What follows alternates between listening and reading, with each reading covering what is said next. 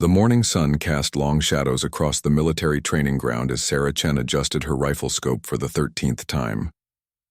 The target stood 800 meters away, a simple black circle on white paper that might as well have been a mile distant for all the success she was having. Around her, the other recruits had long since packed up their equipment and headed back to base, their qualifying scores safely recorded in their files. Sarah remained alone on the range, her jaw set in determination that bordered on stubbornness. The wind had picked up since dawn, carrying with it the scent of pine needles and the promise of an afternoon storm. She could feel the eyes of Sergeant Martinez on her back as he waited patiently by the range tower, his clipboard holding the stark evidence of her repeated failures. Growing up in the mountains of Colorado, Sarah had always been comfortable with heights and thin air. Her father, a park ranger, had taught her to shoot when she was 12, using an old bolt-action rifle to hunt deer that would feed the family through winter. She remembered those early mornings in the wilderness, her breath visible in the cold air as she learned to control her breathing and squeeze the trigger with gentle precision. But military shooting was different. The pressure was immense, the stakes higher than bringing home dinner. Every shot was recorded, analyzed, and compared to standards that seemed impossibly high. Sarah had excelled in every other aspect of her training. She could run farther than most of the men in her unit, complete obstacle courses with fluid grace, and demonstrate tactical knowledge that impressed even the most seasoned instructors. The rifle, however, remained her nemesis. Her first shot of the day had been wide to the left, missing the target entirely. The second had clipped the outer edge, earning her a mere 2 points out of a possible 10.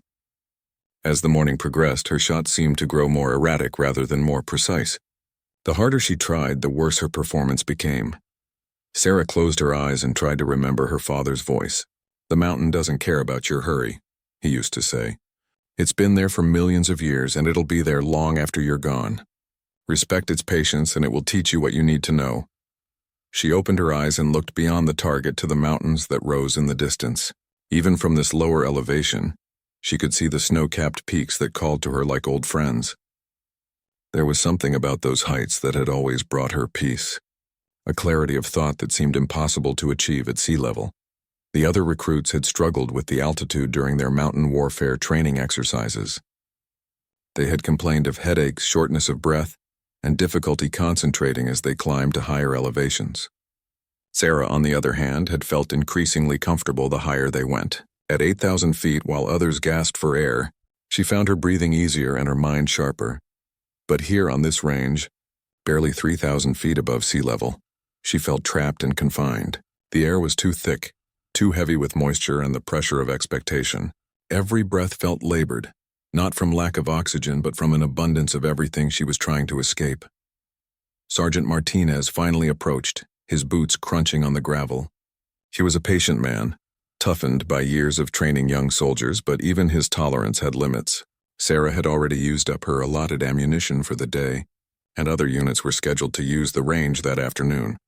"Chen," he said, his voice neither harsh nor particularly gentle, "you need to qualify by the end of the week, or you'll be recycled back to week 1 of basic training."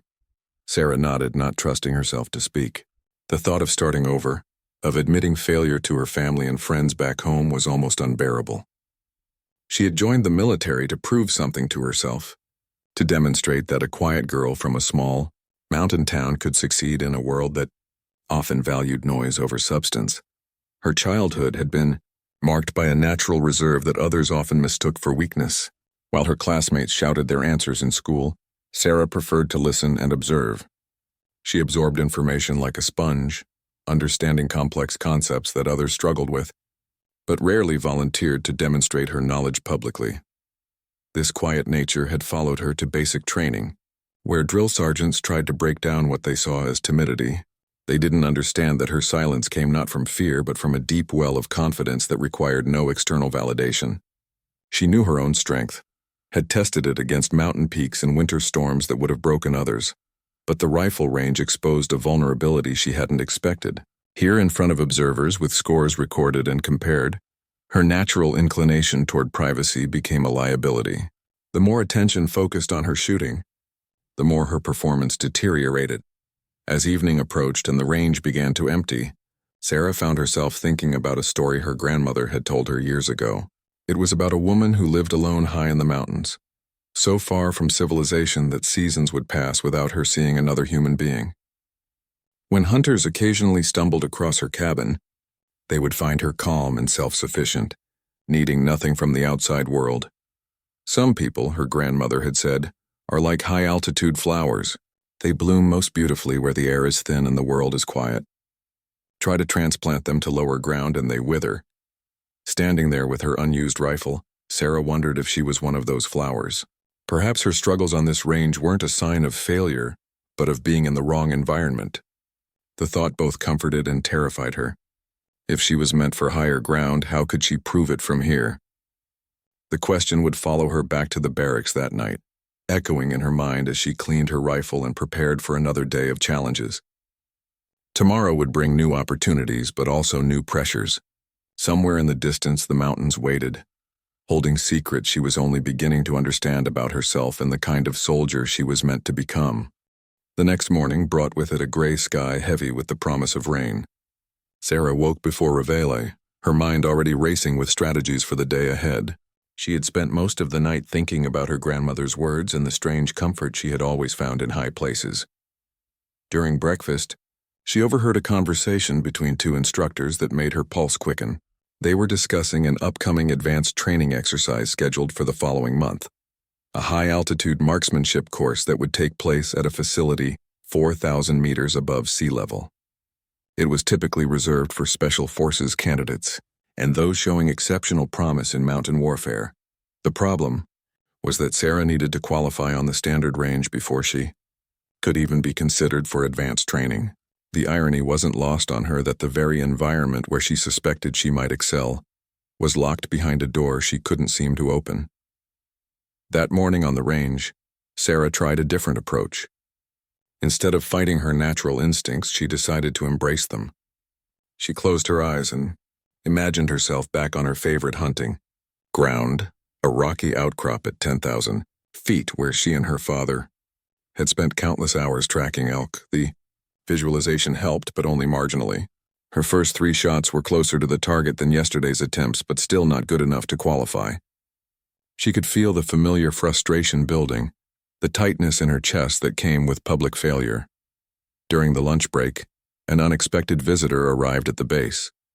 Colonel Patricia Reeves, a legendary figure in mountain warfare circles, was conducting a series of evaluations for an elite high-altitude unit she was forming. Sarah had heard stories about Reeves, how she had survived 3 days alone on Mount McKinley during a blizzard, how she had led rescue operations in the Himalayas that others deemed impossible. The colonel was observing various training exercises throughout the day, making notes on her tablet as she watched recruits navigate obstacle courses and demonstrate tactical skills. When she reached the rifle range, her attention was immediately drawn to Sarah, not because of exceptional performance, but because of something else entirely. Sarah was unaware of the observation as she prepared for her afternoon attempts. She went through her pre-shot routine with the same meticulous care she had learned from her father, checking the wind, adjusting her stance, controlling her breathing. But there was something in her body language that spoke of deep frustration and barely contained panic. Colonel Reeves watched for several minutes before approaching Sergeant Martinez. Their conversation was brief and quiet, but Sarah noticed the exchange and felt her anxiety spike even higher. Having a senior officer observe her failures was the last thing she needed. After watching Sarah miss her next 5 shots, Colonel Reeves did something unexpected. She walked over to Sarah's shooting position and knelt beside her. "Recruit Chen," she said quietly, "tell me about your home." The question caught Sarah completely off guard. She glanced nervously at Sergeant Martinez, unsure if she was supposed to answer or maintain focus on her shooting. "Permission to speak freely, ma'am," she said. "Granted. And relax. This isn't an interrogation." Sarah took a deep breath and found herself describing the mountains of Colorado, the thin air and crystalline silence of high places, the way sunrise looked from above the tree line. As she spoke, something in her posture began to change. Her shoulders relaxed, her breathing deepened, and the tight lines around her eyes softened. Colonel Reeves listened intently, asking occasional questions about elevation, weather patterns, and Sarah's experiences in those environments. It became clear that Sarah possessed an intimate knowledge of high-altitude conditions that couldn't be taught in any classroom. "How do you feel when you're up there?" the colonel asked. "Like I can breathe for the first time," Sarah replied without thinking, then immediately worried she had said something wrong. But Colonel Reeves just nodded. "And how do you feel down here?" Sarah hesitated. Honesty might damage her military career, but she sensed that this conversation was somehow important in ways she didn't yet understand. "Like I'm suffocating," she admitted. "Like the air is too thick and everything is too close together." Colonel Reeves stood and dusted off her knees. "I'm going to make a suggestion to your training officers," she said. "Your final qualification attempt will be scheduled for next month during our high-altitude exercise. You'll have the opportunity to demonstrate your marksmanship skills at 4,000 meters. Sarah felt her heart skip. "Ma'am, I appreciate the consideration, but I need to qualify here first. I can't even hit the target consistently at this elevation." "Sometimes," Colonel Reeves said with a slight smile, "the right environment makes all the difference. You wouldn't try to grow alpine flowers in a greenhouse, would you?" The reference to her grandmother's story sent a chill down Sarah's spine. She wondered if her thoughts were somehow visible, or if experienced officers simply learned to recognize certain patterns in struggling soldiers.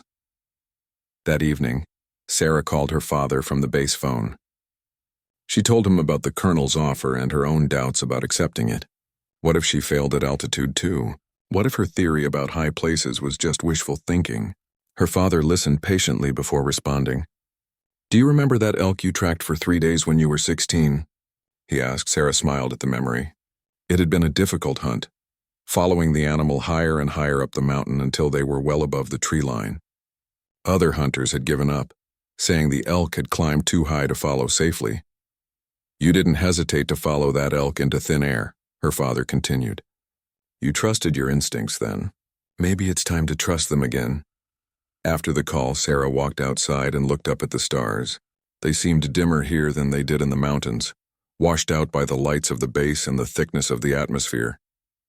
She thought about the colonel's offer and the risk it represented. If she failed at altitude, there would be no more chances.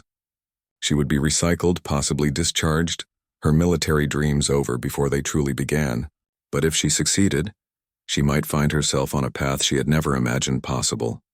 The choice, she realized, wasn't really about shooting or qualifying or military careers. It was about whether she was brave enough to trust the part of herself that had always known where she belonged. As she headed back to the barracks, her decision was already made. She would take the colonel's offer and follow her instincts into the thin air, where the mountains waited to reveal their secrets. The weeks leading up to the high-altitude exercise passed in a blur of anticipation and anxiety. Sarah continued her regular training routine, but her heart wasn't in the daily drills and classroom sessions. Her mind kept drifting to the mountains, to the upcoming test that would determine not just her military future, but her understanding of herself. Colonel Reeves had arranged for Sarah to participate in specialized high-altitude preparation training. This included sessions in a hyperbaric chamber designed to simulate the effects of thin air, though Sarah found these artificial conditions more uncomfortable than helpful. The mechanical hum of the chamber and the clinical sterility of the environment felt nothing like the natural peace she associated with high places. During one of these sessions, she met Corporal James Wright, a seasoned mountain warfare specialist who would be leading the technical aspects of the upcoming exercise. Wright was a compact, weathered man in his 30s who had spent years training elite units in extreme environments. "So you're the recruit who thinks she shoots better in thin air," he said, not unkindly but with obvious skepticism. Sarah had learned not to take offense at such comments. Her story had spread through the base and she had become something of a curiosity. The soldier who couldn't qualify at sea level but was being given a chance at 4,000 meters. "I hope so, sir," she replied simply. Wright studied her for a moment. "You know, I've seen a lot of soldiers struggle with altitude. Most people's performance degrades significantly as oxygen levels drop. Reaction time slows, decision-making becomes impaired, fine motor skills deteriorate." Sarah nodded. She had heard all of this in briefings. "But," Wright continued, "I've also met a few people who seem to thrive up there. Usually they're people who grew up in the mountains, whose bodies adapted to thin air from childhood. They have larger lung capacity, more efficient oxygen utilization, different blood chemistry." He paused, looking at her file. You grew up at 8,500 feet. Your body might indeed be more suited to high-altitude performance than most people realize. This was the first time anyone had offered a scientific explanation for what Sarah had always considered an emotional or psychological preference. The idea that her struggles at lower altitudes might have a physiological basis was both reassuring and concerning. What if her body was actually maladapted to the environments where most of her military service would take place? The night before departure for the high-altitude facility, Sarah received an unexpected visit from her bunkmate, Maria Santos, who had become her closest friend during basic training. Maria was everything Sarah wasn't: outgoing, confident, quick with jokes and easy conversation. She had qualified expert on the rifle range during her first week and couldn't understand Sarah's struggles. "I still think you're crazy for taking this risk," Maria said as she helped Sarah pack her gear. "You could have requested remedial training, extra time on the regular range. This all-or-nothing approach seems like a recipe for disaster." Sarah folded her cold-weather gear carefully, thinking about how to explain something she wasn't entirely sure she understood herself. "Do you ever feel like you're living in the wrong place?" she asked finally. "What do you mean? Like your body and mind are designed for a different environment than the one you're in?" Maria shook her head. "Not really. I adapt pretty well to wherever I am." That was the difference, Sarah realized. Maria was a natural adapter, someone who could thrive in any environment. Sarah, on the other hand, was increasingly convinced that she was designed for very specific conditions that most people would find hostile and challenging. The journey to the high-altitude facility took them through increasingly dramatic terrain. As their transport vehicle climbed winding mountain roads, Sarah felt the familiar shift in her body and mind. The air became thinner and crisper, the sky a deeper blue, the silence more profound between the truck's engine cycles.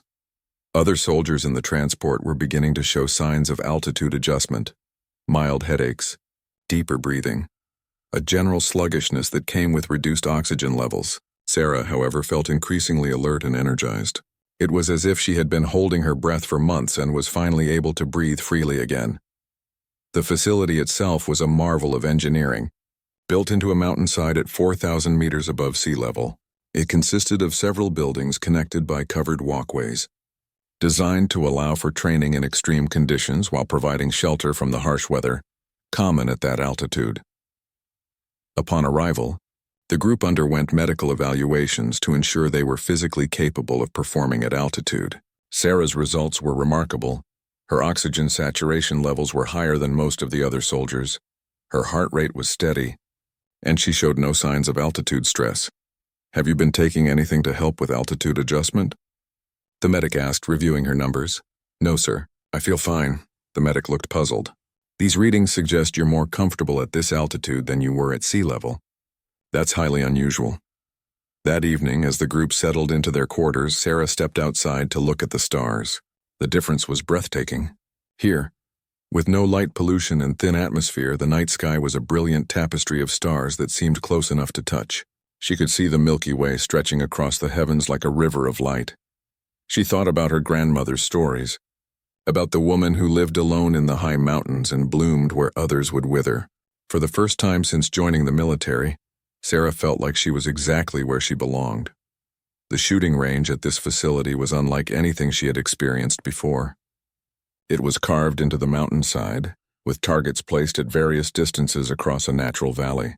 The backdrop was a stunning vista of snow-capped peaks that stretched to the horizon. Colonel Reeves appeared beside her as she surveyed the range. "Beautiful, isn't it?" "Yes, ma'am. It's perfect. Tomorrow morning you'll have your chance to prove your theory." "Are you ready?" Sarah took a deep breath of the thin, clean air and felt a confidence she hadn't experienced in months. "I think so, ma'am." "Actually, I know so," the colonel smiled. "Good, because I have a feeling that tomorrow we're going to discover something important about the kind of soldier you're meant to be." As Sarah prepared for sleep that night, surrounded by the profound silence of the high mountains, she felt a peace that had been missing since she left home. Tomorrow would bring the ultimate test of her theory, but tonight, she was exactly where she needed to be. Dawn at 4,000 meters was unlike anything Sarah had experienced, even in her mountain childhood. The sun emerged from behind distant peaks in a display of colors that seemed painted directly onto the thin air. Brilliant oranges and pinks that reflected off snowfields and granite faces with an intensity that made her breath catch. She had slept better than she had in months, waking naturally without an alarm as the first light touched her window. The other soldiers in her unit were struggling with the altitude, most having spent restless nights fighting headaches and the unsettling sensation of air hunger. Sarah, however, felt more rested and alert than she had since arriving at basic training. The morning routine at the high-altitude facility was deliberately slower paced than at sea level. Soldiers were encouraged to move carefully, to hydrate frequently, and to monitor themselves for signs of altitude sickness. Sarah found herself naturally adapting to the rhythm, moving with an efficiency that conserved energy while maintaining focus. During breakfast, she noticed that her appetite was better than it had been in weeks. Food tasted sharper, more distinct in the thin air. Even the simple military rations seemed to have more flavor and substance. Around her, other soldiers picked at their meals, their bodies still adjusting to the environmental stress. Corporal Wright briefed the group on the day's activities, which would culminate in Sarah's qualification attempt. The schedule was designed to allow everyone to acclimatize gradually, with Sarah's shooting test scheduled for late morning when conditions were typically most stable. The target will be placed at 1,000 meters, Wright explained, looking directly at Sarah. That's 200 meters farther than the standard qualification distance. The thin air means less atmospheric interference, but it also means any shooter error is amplified. Wind patterns at altitude can be unpredictable and change rapidly. Sarah nodded, feeling no anxiety about the increased distance. If anything, the longer range felt more natural, more like the hunting conditions she had grown up with in Colorado. As the morning progressed, she went through her equipment check with methodical precision. Her rifle had been specially calibrated for high-altitude shooting, with adjustments made for the reduced air density and its effects on bullet trajectory. She test-fired several rounds at closer targets, familiarizing herself with the weapon's behavior in the thin air. The difference was immediately apparent. Each shot felt cleaner, more precise. The rifle seemed to settle naturally into her shoulder, and her breathing fell into the deep, steady rhythm she remembered from hunting with her father. There was no struggle for oxygen, no sense of her body fighting against the environment. Colonel Reeves observed from a distance, making notes and occasionally conferring with Wright. Sarah could see that word of her test had spread through the facility. Other instructors and training personnel had found reasons to be near the range, curious to witness either a remarkable success or a spectacular failure. As her designated time approached, Sarah felt a calmness settle over her that she hadn't experienced since leaving home. The mountains surrounding the range seemed to embrace her, their ancient presence offering a stability that human environments had never provided. She approached the firing line and took her position. The target, a standard military silhouette, stood crisp and clear in the thin air at 1,000 meters. Through her scope, she could see details that would have been impossible at sea level. The texture of the paper, the precise lines of the scoring rings. The wind was gentle but variable, coming in gusts that she could read in the movement of sparse vegetation on the mountainside. This was familiar territory, not the chaotic air currents of lower elevations, but the predictable patterns she had learned to interpret during years of mountain hunting. Sarah's first shot broke the profound silence of the range like a crack of thunder. The sound echoed off distant peaks and rolled back to them in diminishing waves. Through her scope, she could see a clean hole in the 9 ring just slightly off-center. The gathered observers stirred with interest. It was a good shot, better than anything she had managed at sea level, but still not quite good enough for expert qualification. Her second shot improved on the first, hitting the 10 ring at the edge. The third found the center of the 10 ring with precision that drew murmurs of approval from the watching instructors. As Sarah continued shooting, something remarkable began to happen. Each shot seemed better than the last, as if she was settling into a rhythm that connected her not just to the rifle and target, but to the entire mountain environment. Her breathing became perfectly synchronized with the wind patterns, her body position adjusting automatically to maintain optimal stability. By her 8th shot, she had achieved a grouping that would qualify her as expert at any range, at any altitude. But something told her she wasn't finished, that this moment was about more than just meeting minimum standards. Her 9th and 10th shots landed so close to the center of the target that they appeared to be a single hole through the scope. The gathered observers had fallen completely silent, recognizing that they were witnessing something exceptional. For her final shots, Sarah closed her eyes briefly before each one, feeling the mountain air fill her lungs, sensing the subtle shifts in wind and temperature that spoke to instincts developed over a lifetime in high places. When she squeezed the trigger, it felt less like firing a weapon and more like completing a conversation with the mountains themselves. Her last shot was perfect, dead center of the 10 ring, precisely where she had intended it to go. The silence that followed was profound, broken only by the distant whisper of wind across stone. Sarah slowly lowered her rifle and looked around at the faces of the observers. Colonel Reeves was smiling broadly while Wright was shaking his head in amazement. "Well," the colonel said finally, "I think we've learned something important today." Sarah felt a mixture of relief, pride, and something deeper, a sense of finally understanding who she was meant to be. The quiet girl from the mountains had found her voice, not through words but through the pure expression of skill in an environment where she truly belonged. As the group gathered around to examine the target, Sarah stepped back and looked up at the peaks surrounding them. For the first time since leaving home, she felt like she was exactly where she needed to be, doing exactly what she was meant to do. But this was just the beginning. She sensed that this moment would open doors she hadn't even known existed, leading her toward a future that would take her even higher, even further into the thin air where she had always known she belonged. Word of Sarah's extraordinary performance spread through military channels faster than wildfire in dry timber.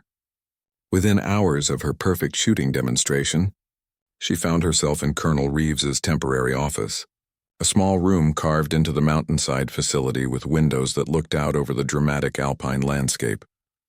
"Your shooting today was remarkable," the colonel began, reviewing the target analysis on her tablet. "Perfect score at 1,000 meters in variable wind conditions, at altitude where most shooters would struggle to maintain basic accuracy." Sarah sat quietly, still processing the day's events. The confidence she had felt on the range remained, but she was uncertain what this success might mean for her future. "I'm going to be direct with you, Chen," Colonel Reeves continued. "I'm building a specialized unit for extreme high-altitude operations, mountain warfare, rescue missions, reconnaissance in environments where conventional forces can't operate effectively. Based on what I've seen today, I believe you might be exactly what we need."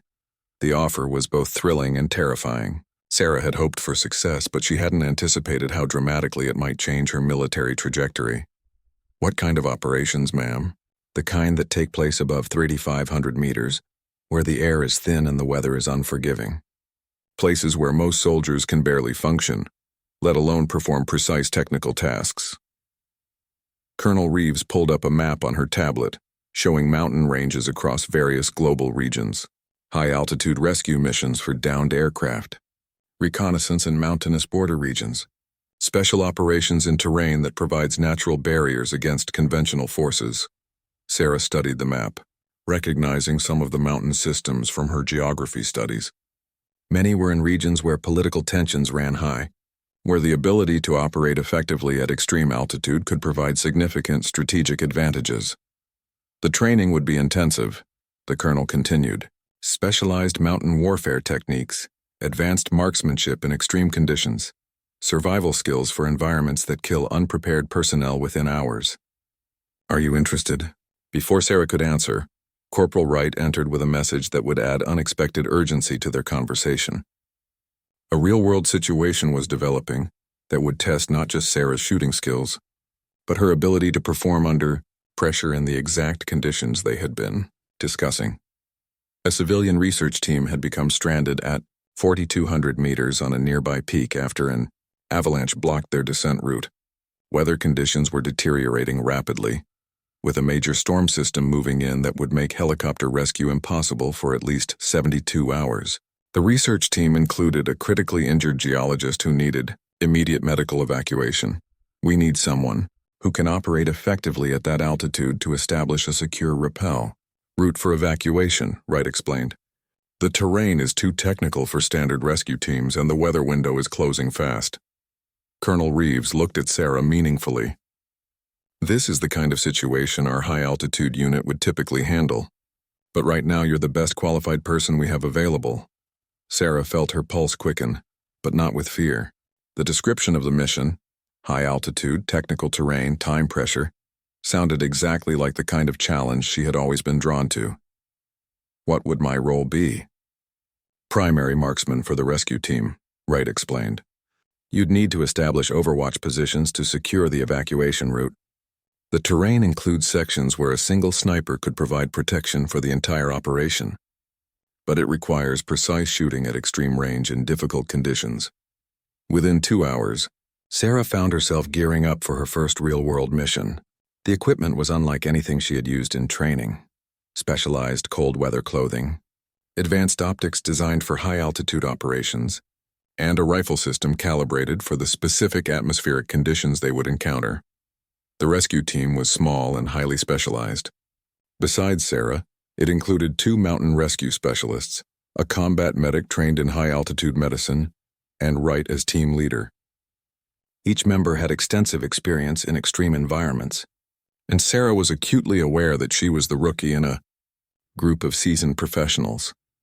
The approach to the stranded research team would take them up a steep mountain face that had been sculpted by centuries of wind and ice, into a maze of granite walls and narrow ledges.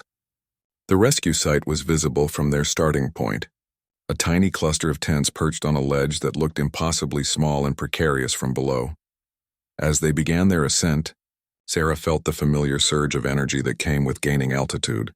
Each step up the mountain brought clearer air and a deeper sense of connection to the environment.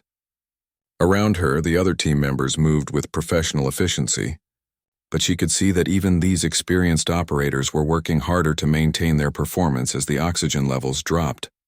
The technical climbing required complete focus and precision. Sarah's years of scrambling over Colorado peaks served her well, her body automatically finding the most efficient routes up the rock face. She moved with a fluid grace that impressed Wright, who had been concerned about taking an untested soldier on such a demanding mission. They established their first waypoint at 3,800 meters, where they could clearly observe the evacuation site and plan their final approach. Through binoculars, Sarah could see the stranded researchers huddled in their camp, one figure lying motionless in what appeared to be an improvised medical shelter. The injured party is a woman in her 50s, Wright briefed them. Suspected internal injuries from the avalanche impact. She's stable but needs to reach a hospital within 24 hours. Sarah studied the terrain between their position and the rescue site.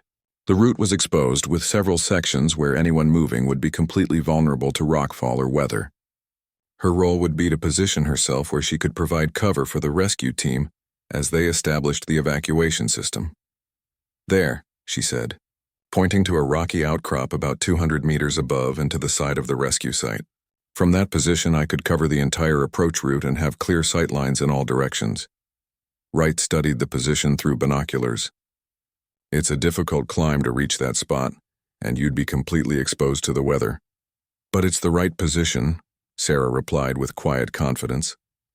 I can get there, and I can operate from there regardless of conditions. As they prepared for the final phase of the mission, Sarah felt a certainty she had never experienced before.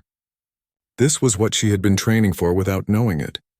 The moment when all her childhood experiences in the mountains would converge with her military skills to serve a purpose that truly mattered.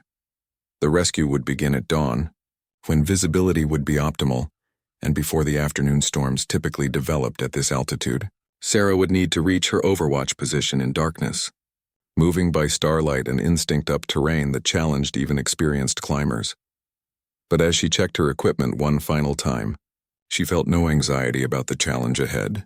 The mountains had always been her teachers, and tomorrow they would give her the opportunity to put their lessons to the ultimate test.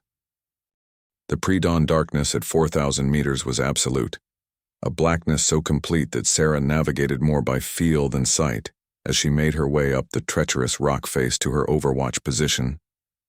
The stars provided just enough light to distinguish the general outline of the terrain, but each handhold and footstep required complete trust in her mountain instincts.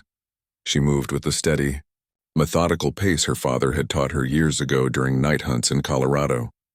No wasted motion, no unnecessary risks, just the quiet confidence that came from a lifetime of conversations with stone and sky.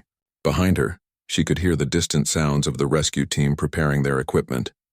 but ahead lay only silence and the steady whisper of wind across granite.